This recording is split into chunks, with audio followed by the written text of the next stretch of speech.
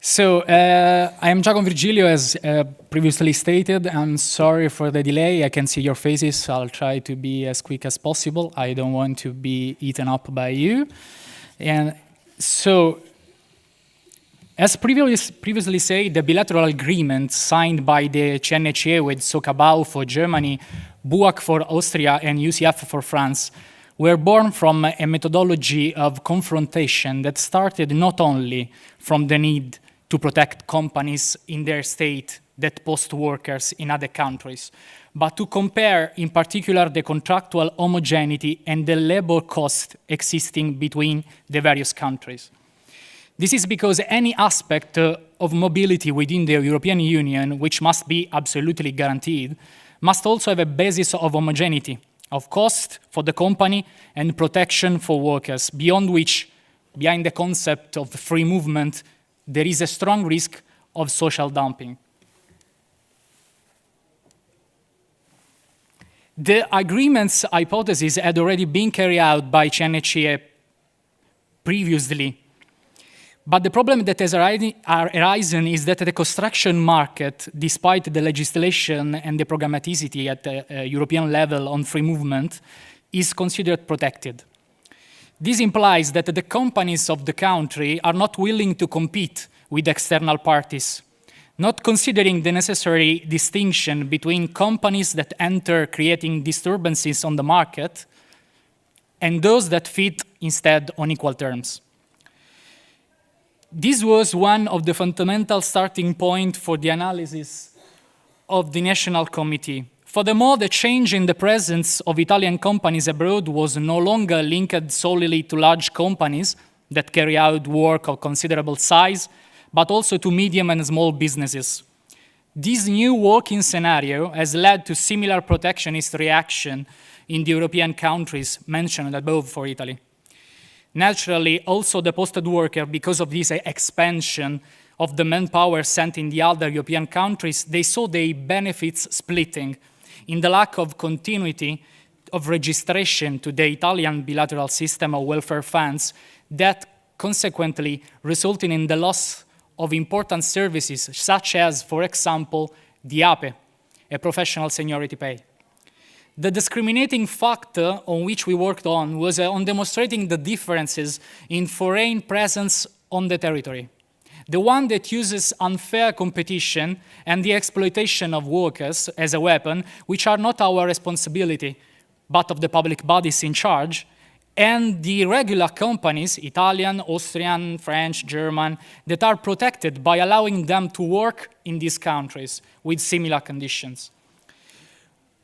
Precisely with regard to the latter, the parties involved in the stipulation of bilateral agreements have not only analyzed the cost of bilateral bodies, because this would also lead us astray, given the different regime developed in the countries of interest, but we analyze the entire amount of costs foreseen by the sectoral bargaining and also all the indirect costs foreseen by the state legislation.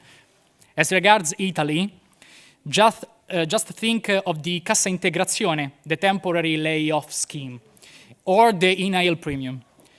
Thus, calculating the expenditure in terms of contribution and pay of the total work for a company of these four countries, obviously, the comparison has always been made between two countries at a time, facilitated by the first conducted with our sister Socabau. This overall comparison made it possible to state that the company accredited by one of these signatory countries did not carry out social dumping. The problem, however, found with the other nation on equal terms, as just stated, is the absence of possibility to manage this convention. Is it possible to say, we can say that the companies do not carry out social dumping, but it must be possible too to demonstrate that it applies the contract and the rules of its country of origin. So it is precisely the function of the bilateral body, not only limited to the prerogatives assigned within the national sphere that can provide this type of certification of regularity at European level, like, for example, a DURC in Italy, raising its value at international level. As for us, but we believe the same thing happened for German, French, and Austrian France, we in Italy have brought the results of this comparison to the examination of the social partners. Being ourselves a private entity established and managed by ANCE, Artisan Association, Cooperatives, Small Businesses, Trade Union of CGL, CISL, and WIL, we would like to point out that it was not just a technical agreement, but the signing of the agreement is a political act signed by the social partners through the CNCE for us, following a line of the Italian Inspection Federation and European Trade Union Federation, FIEC and FETEBB, which have always supported the chance of confrontation and social dialogue and the possibility that, even through paritarian organization, it will be possible to establish a network of relationships in the construction world in the various European countries. The European Association, and in our case the Italian Association, have pursued two main concepts. Firstly, to guarantee to the companies that regularly apply the contractual and state legislation to be able to work on the whole European market. And secondly, to affirm that where bilateral agreements cannot be applied, there are economic obstacles, such as the different contributory weight that the company has to face in confrontation to the host country. For these cases, the social partners can thus pay more attention to avoiding the social dumping. Today, this network involving 4 countries is a piece of European market that not only has in common an observatory on the mobility of workers and the need to give common rules on the posting of workers, but above all, a homogeneous ground of contractual protection, legislative norms, coverage of the welfare state for workers. It is enforced by natural mobility as it moves within 4 territories that are, as already stated, a substantially homogeneous portion of Europe. However, applying this convention requires a qualitative leap in our relationship. It is hoped that the social partners in the first instance should carry out a comparison study on labor cost in other countries interested in signing these agreements.